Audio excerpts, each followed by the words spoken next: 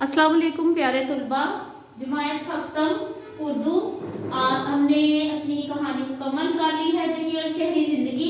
इसके बाद आज हम नई कहानी शुरू करेंगे और कहानी का नाम है बकरी दो गांव खा गई। बकरी दो गांव खा गई। आज हम इसके अल्फाज मानी देखेंगे और इसके जुमले बनाएंगे। आपने इसके मानी याद करने हैं और जुमले आपने याद नहीं करने बल्कि जुमले आपने खुद से बनाने की कोशिश करनी है। इन जुमलों को समझना है और फिर खुद से आपने ये जुमले अपनी कॉपी पर अपने रजिस्टर पर बनाने हैं। तो सबसे पहला लफ्ज़ हम देखते हैं अजनबी।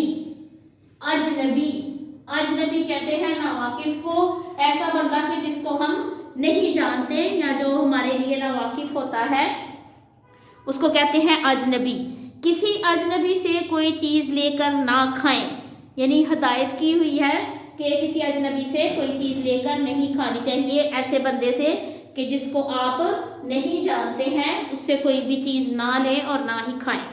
ठीक है। अगला हमारा लफ्ज़ है आंगन। आंगन कहते हैं सहन को।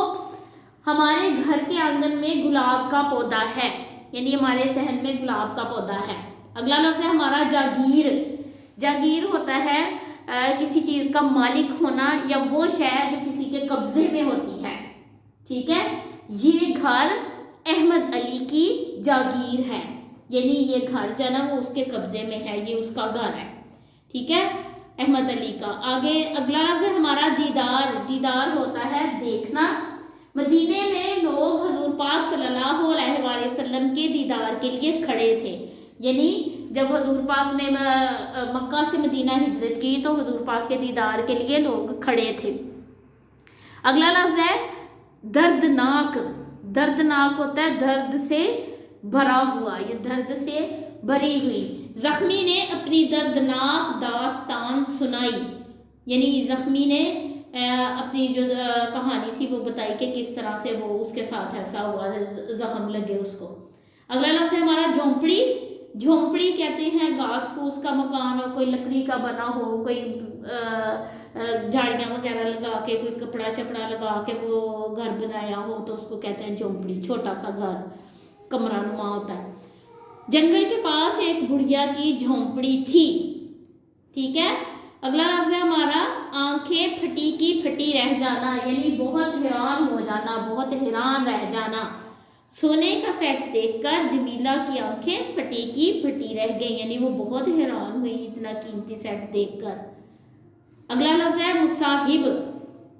मुसाहिब कहते हैं बादशाह के दरबार में जो उसके नौकर होते हैं, जो उसके दरबारी होते हैं ना, उनको मुसाहिब कहा जाता है। मुसाहिब बादशाह के आने से पहले दरबार में मौजूद थे, यानी जो बादशाह के दरबारी थे उनके आने से पहले ही दरबार में मौजूद थे। बख्श देना। बख्श देना कहते हैं अता करना को, दे देना को। बादशाह ने दरबारी को सिक्कों की थैली बख्श दी। बादशाह ने दरबारी को सिक्कों की थैली बख्श दी, यानी उसके पास सिक्कों की थैली थी जो बादशाह ने अपने दरबारी को बख्श दी, दे दी, अता कर दी। अगला लफ्ज़ है हमारा सर पर पाँव रखकर भागना। ये एक मुहावरा है और मुहावरे के तौर पर इस्तेमाल हुआ है। वैसे सर पर पाँव नहीं रखे जा सकते, लेकिन ये मुहावरतन इस्तेमाल हुआ है तो इसका मतलब है बहुत तेज भागना। ठीक है। घर वालों के जागने पर चोर सर पर पाँव रखकर भाग गया। जब उसको पता चला कि ये जाग गए तो वो सर पर पाँव रख के भाग गया, बहुत तेजी से भागा। अगला लफ्ज़ है बेइख्तियार। बेइख्तियार हो जाना, बेकाबू हो जाना। गाय बेइख्तियार होकर भागने लगी, यानी वो बेकाबू हो गई और उसने भागना शुरू कर दिया। आगे है चरवाहा। चरवाहा कहते हैं बकरियां चराने वाले को, बकरियां चराने वाले को, जो बकरियां चराता है, घास वगैरह उनको खिलाता है। चरवाहा खेत में बकरियां चरा रहा था। अगला है लफ्ज़ ऊँगना। ऊँगना एक तो होता है सोना, एक होता है ऊँगना। ऊँगना होता है थोड़ी देर के लिए आँख लग जाना। ठीक है। थोड़ी देर के लिए आँख लग जाना, थोड़ी देर के लिए सोना, थोड़ी देर के लिए आँख लग जाना या थोड़ी देर के लिए सोना। ठीक है, उसको कहते हैं ऊँघना। चौकीदार अपनी कुर्सी पर बैठे बैठे ऊँघने लगा। ऊँघने लगा यानी थोड़ी देर के लिए वो सो गया। चौकीदार थोड़ी देर के लिए सो गया। ठीक है, आपने इन अल्फाज के मानी याद करने हैं और इसके जुमले जो है ना वो आपने याद नहीं करने बल्कि वो खुद से बनाने हैं।